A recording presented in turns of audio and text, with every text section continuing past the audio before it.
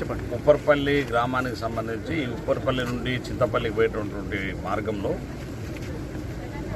ఈ పైనుంచి వరదల ద్వారా ఈ ఉన్నటువంటి ఎప్పుడో కట్టినటువంటి ఈ బ్రిడ్జి మీదగా వర్షాలు వచ్చినప్పుడు బాగా వరదలు వచ్చి ఈ గ్రామస్తులు ఎక్కడికి వెళ్లకుండా మరి చుట్టుపక్కల వాళ్ళకి అదే ఉన్నది. అటు ఊరి కింద ఇంకో పక్క తుగ్గపాడు అయిపోతేనేమో అక్కడ వాగే ఉంది, ఇది ఈ వాగే ఉంది. సో ఈ వాగు వల్ల వీళ్లకు మరి రాకపోకలకు ఇబ్బంది పడి మరి భారీ వర్షాలు వచ్చినప్పుడు 2 రోజులు 3 రోజులు 4 రోజులు మళ్ళీ వర్షాలు తగ్గేంత వరకు వాళ్ళు బయట వెళ్ళకుండా జలదిగ్బంధమైనటువంటి పరిస్థితి వచ్చింది. సో అందుకనే మరి ప్రభుత్వం ఆలోచన చేసి అంతకుముందు నాకు వారికి ఇచ్చిన మాట ప్రకారం మరి 6 కోట్ల రూపాయలతోటి త్వరలోనే దీనికి హై లెవెల్ బ్రిడ్జి కట్టించేటువంటి ఆలోచన చేస్తా ఉన్నాం.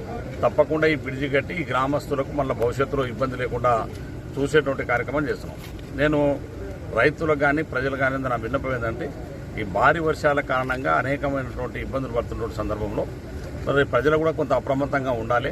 ఇక్కడ కరెంటు తీగలకు సంబంధించి కానీ లేకపోతే వర్షాల వల్ల బయటకు వెళ్ళినప్పుడు కొంత జాగ్రత్త పాటించి మరి ప్రాణ నష్టం ఆస్తి నష్టం జరగకుండా కాపాడాల్సిన బాధ్యత. ఇలా ప్రభుత్వ యంత్రాంగం ఇంత భారీ ఎత్తున వర్షాలు వచ్చినప్పుడు జిల్లా కలెక్టర్ గారు, మా ఆర్డీఓ గారు, వివిధ శాఖలకు సంబంధించినటువంటి అధికారులు అందరూ కూడా దేవరకొండలో అప్రమత్తంగా ఉండి మరి ఇక్కడ జరిగినటువంటి వరదల్లో మరి ఏ రకమైనటువంటి ప్రాణ నష్టం జరగకుండా మరి వాళ్ళు కాపాడినారు. మరి ముఖ్యంగా బొమ్మిపల్లి సంబంధించి స్కూల్కి సంబంధించి ఆ స్కూల్లో బాగా నీరు రావడం వరద రావడం వల్ల ఆ స్కూల్లో ఉన్న పిల్లల విద్యార్థులను కూడా బయటికి వేరే హాస్టల్లో వాళ్ళని షిఫ్ట్ చేసినారు.